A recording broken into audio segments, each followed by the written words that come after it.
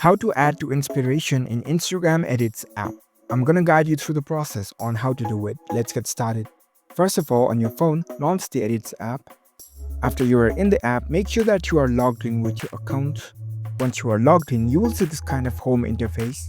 Now, in order to add to inspiration, here in this home screen, at the bottom left corner, you can see this Reels icon. Tap on it. Next up, in the top left corner, you can see the following option. If you tap on the drop-down list, you can change it to inspiration.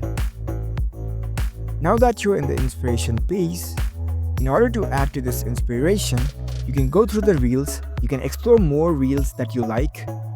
And if you want to add to this inspiration, here in the right hand side you can see this plus icon. Tap on it.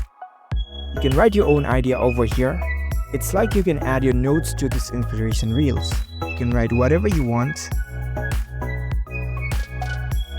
Once you write the notes, you can tap on this add button, and there you go. That's how you can easily add to the inspiration.